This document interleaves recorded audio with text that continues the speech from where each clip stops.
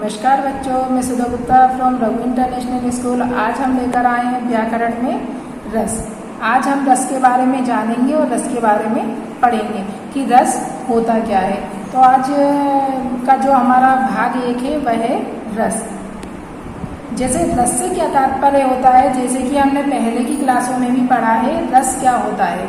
रस से तात्पर्य काव्य का आनंद प्राप्त करने से है। मतलब जब हम किसी कहानी को या किसी कविता को या किसी उपन्यास को या फिल्म को पढ़ते हैं या देखते हैं या सुनते हैं, तो वो जो देखने और सुनने से जो हमारे अंदर आनंद की अनुभूति होती है वह क्या कहलाता है, काव्य में रस कहलाता है। जैसे आपने देखा होगा कि आप कभी कोई अच्छी सी फिल्म देखी, आपने फिल्म देखी तो उसको देखने से जो आपको अंदर खुशी प्राप्त हुई, अरे यार आप अपनी तारीफ करते हैं ना, यार वाह यार कितनी अच्छी फिल्म थी, उसमें तो ये थी ये, तो आपको एक तरह से वो अपने अंदर एक रस की अनुभूति हुई। तो इसी जो हमारे अंदर इस तरह की अनुभूति होती है कहानी पढ़ने से, नाटक देखने से या उपन्यास को पढ़ने से, तो उसी को हम काव्य के अंदर रस कहलाता है। अब इसकी सीधी एक डेफिनेशन है, काव्य को पढ़ने सुनने से उत्पन्न होने वाली आनंद की अनुभूति को ही रस कहा जाता है।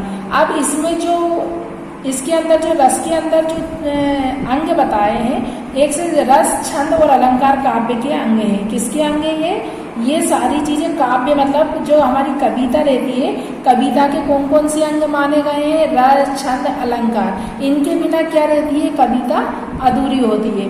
तो ये आज हम रस के बारे में जानेंगे। अब आपको मालूम, इतना तो मालूम पड़ गया रस क्या होता है, रस किसे कहते हैं। अगर आपसे कोई भी क्वेश्चन कर ले या प्रश्न आपसे ये पूछ ले कि रस होता क्या है, तो आप बताओगे रस से तात्पर्य काव्य का आनंद प्राप्त करने से। जब हम किसी कहानी, कविता, नाटक, उपन्यास, फिल्म आदि को पढ़ते, सुनते या देखते हैं, तब हमारे अंदर जो आनंद की अनुभूति होती है, सुख दुख या आनंद की जो, मतलब हमें ऐसा नहीं है हम किसी फिल्म को देखते हैं या कोई ऐसी कहानी होती है तो हमारे अंदर दुख भी आता है कि हमें दुख भी होता है, हमें खुशी भी मिलती है, तो वही अनुभूति हमारे काव्य में रस कहलाती है, उसी को हम रस कहते हैं। ठीक है, तो अब यहाँ पर सेकंड जो आया वो है रस के अंग। हमारा जो सेकंड है वो है रस के अंग कितने होते हैं।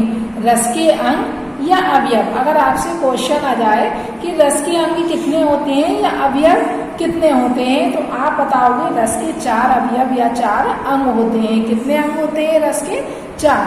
कौन कौन से होते हैं? एक स्थायी भाव, सेकंड विभाव, तीसरा अनुभाव और चौथा होता है संचारी या व्यभिचारी भाव। इन चारों के सहयोग से ही रस की निष्पत्ति होती है। किनके सहयोग से रस की निष्पत्ति होती है?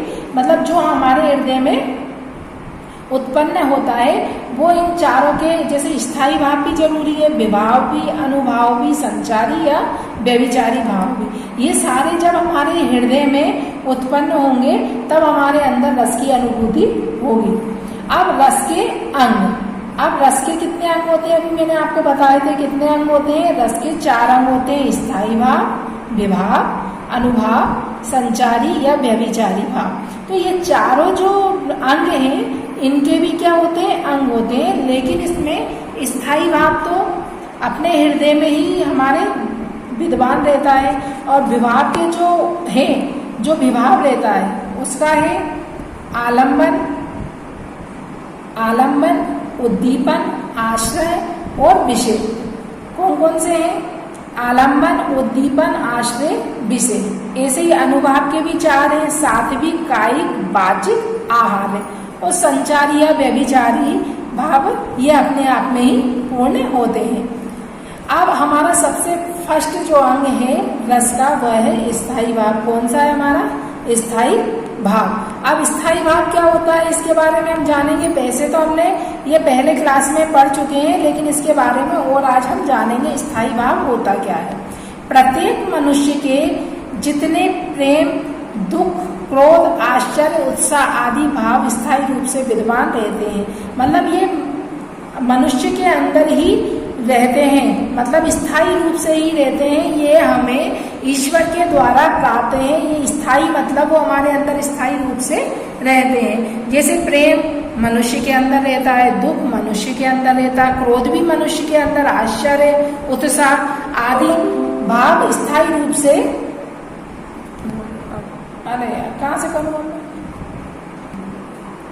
स्थायी भाव प्रत्येक मनुष्य के जितने प्रेम, दुख, क्रोध, आश्चर्य, उत्साह आदि भाव स्थायी रूप से विद्यमान रहते हैं, उन्हें ही स्थायी भाव कहते हैं। जैसे ये सारी चीजें हमें स्थायी रूप से प्राप्त हैं, मतलब ये हमें ईश्वर के द्वारा ही प्राप्त है। स्थायी भाव हमारे हृदय में छिपे रहते हैं, मतलब स्थायी भाव हमारे अंदर रहते हैं, तथा ये अनुकूल वातावरण उपस्थिति पर स्वयं ही जागृत होते हैं। जैसे आपने देखा होगा कि ये कब जागृत होते हैं, जैसे हमें किसी पे प्रेम आ गया, जैसे किसी बच्चे पे, माता पिता से, इनसे हम क्या करते हैं, प्रेम करते हैं।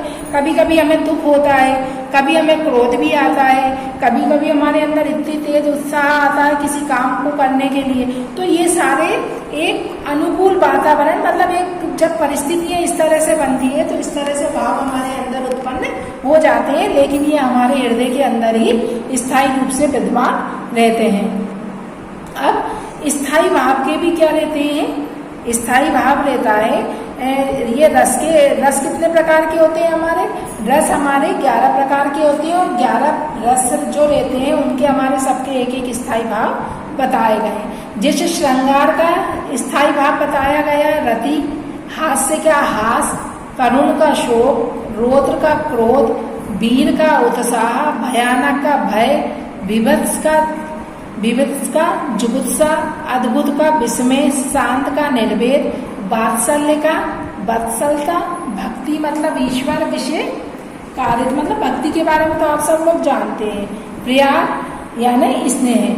अब आपको मैं बता देती हूँ कि जैसे क्वेश्चन में आपसे यह भी पूछ सकते हैं कभी भी, श्रृंगार रस का स्थायी भाव क्या होता है, या हास्य रस का स्थायी भाव क्या होता है, कर यह आपको याद करने पड़ेंगे। ये सारे रस के स्थायी भाव होते हैं जो हमारे हृदय में विद्यमान रहते हैं, इसलिए इनको याद हमें करना ही पड़ेगा। अब हमारा सबसे सेकेंड आता है, जैसे अभी हमने स्थायी भाव के बारे में जाना है, अब हम यहाँ पर पढ़ेंगे सेकेंड रस का जो सेकेंड अंग है, जो दूसरा अंग है वह है विभाव। अब विभाव क्या होता है, विभाव से अभिप्राय उन वस्तुओं एवं विषयों के वर्णन से जिनके प्रति सा हृदय के मन में किसी प्रकार का भाव या संवेदना जागृत होती है, अर्थात भाव के जो कारण होते हैं उन्हें विभाव कहते हैं, भाव के जो कारण होते हैं उन्हें विभाव कहते हैं। मतलब ये किसी के प्रति जब किसी को एक दूसरे को देखने से तब हमारे अंदर ये चीजें आती हैं, उसको हम क्या कहते हैं, विभाव। विभाव 2 प्रकार के होते हैं, एक तो होता है आलम्बन और दूसरा होता है उद्दीपन। अब आलम्बन विभाव क्या होता है, जिस व्यक्ति या वस्तु के कारण स्थायी भाव जागृत हो। मान लो हमें किसी वस्तु को देखकर हमारे मन में कुछ उत्पन्न हो रहा है, या किसी व्यक्ति को देखकर हमारे मन में कुछ हो रहा है, तो वो हमारा कौन सा विभाव होगा, आलम्बन विभाव, हमारा स्थायी भाव जागृत होगा। जिस व्यक्ति या वस्तु के कारण स्थायी भाव जागृत होता है उसने आलम्बन विभाव कहते हैं। मतलब जो हमारे अंदर, अभी हमने स्थायी भाव के बारे में बताया था ना, अगर वो हमें किसी व्यक्ति वस्तु को देखकर अगर हमारे अंदर वह वाला स्थायी भाव जागृत हो तो वो आलम्बन विभाव कहलाता है।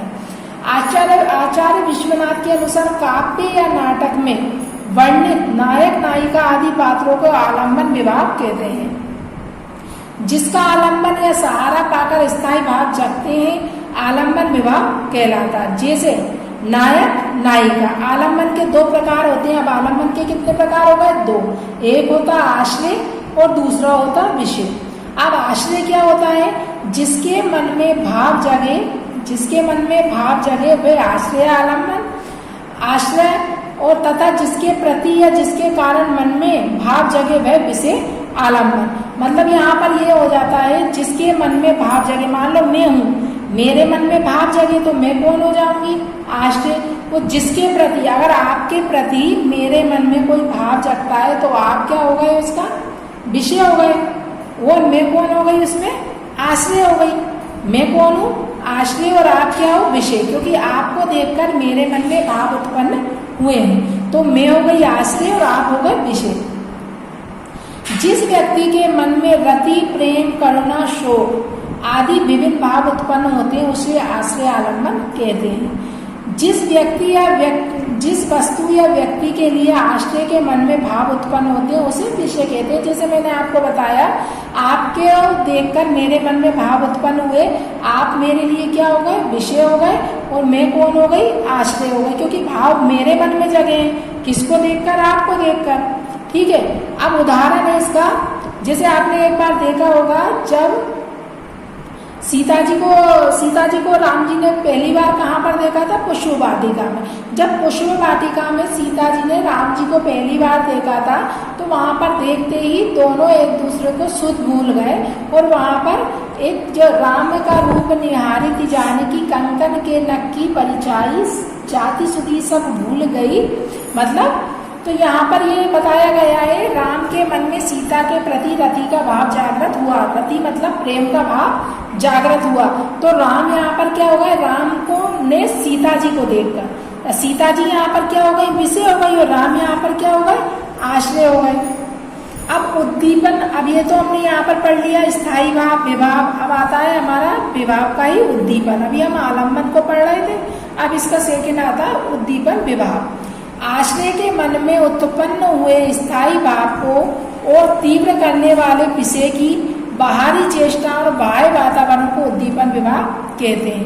अब यहाँ पर देखिए, आप अभी तक हमने पढ़ा आश्रय के मन में उत्पन्न हुए, मतलब आश्रय कौन था, अभी मैं थी ने, आपको देखकर मेरे मन में जो भाव उत्पन्न हुए, तो मेरे मन में जो भाव कैसे उत्पन्न हुए, वहाँ आप लोगों की जो चेष्टाओं को देखकर और जो बाहरी वातावरण रहता है ना उसको देखकर। जिस तरह आपने देखा होगा कि सीता जी और राम जी जब पुष्प वाटिका में मिले तो वहाँ का जो वातावरण था वो कैसा था, बहुत ही सुंदर वातावरण था। और जो मतलब जिस तरह से वहाँ पर जो सीता जी आई थी बहुत सुंदर, मतलब पूरे श्रृंगार किए हुई थी। तो उन चेष्टाओं के कारण भी आश्रय के मन में जो भाव, जो स्थायी भाव उत्पन्न हुए हैं तो उसको उद्दीपन विभाव कहते हैं। अब इसका है अनुभाव।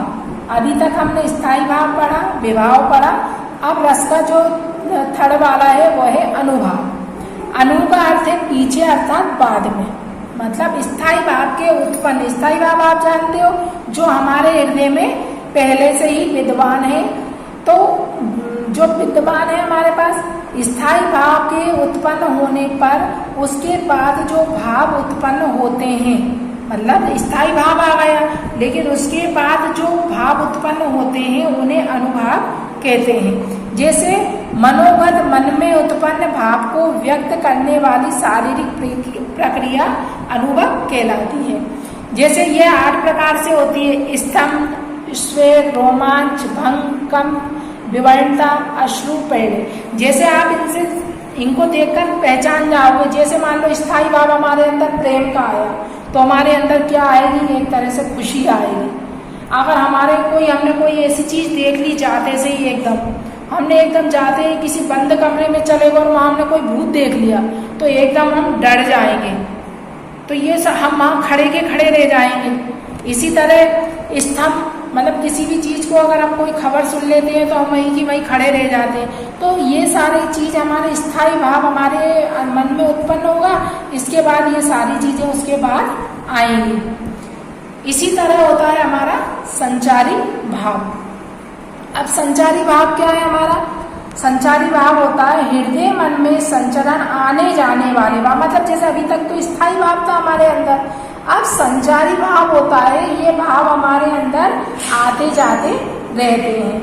हृदय मन में संचरण आने जाने वाले भावों को ही संचारी भाव कहा जाता है। ये भाव स्थायी भाव के साथ उत्पन्न होकर, मतलब जो स्थायी भाव रहता है उसके साथ थोड़े समय के लिए उत्पन्न होते हैं और ये अपने आप ही नष्ट हो जाते हैं, अपने आप ही समाप्त हो जाते हैं। मतलब ये आते हैं और चले जाते हैं, ये स्थायी रूप से हमारे हृदय के अंदर विद्यमान नहीं रहते, ये हमारे हृदय के अंदर स्थायी रूप से नहीं रहते हैं। तो संचारी भाव की यहाँ पर संख्या 33 बताइए। ये बहुत इंपॉर्टेंट क्वेश्चन है आपके लिए।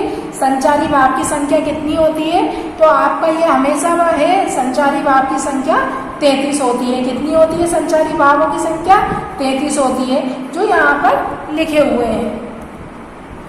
अब हमारे रस मुख्यतः 11 प्रकार के होते हैं। कितने प्रकार के होते हैं? 11 प्रकार के। श्रृंगार रस, हास्य रस, करुण रस, वीर रस, अद्भुत रस, भयानक रस, रौद्र रस, विवत्स रस, शांत रस, वात्सल्य रस और भक्ति रस। ठीक है, तो आज हमने यहाँ पर फर्स्ट वीडियो लेकर आए हैं हम रस की। तो यहीं पर हमारी ये वीडियो समाप्त होती है। जय हिंद, जय भारत।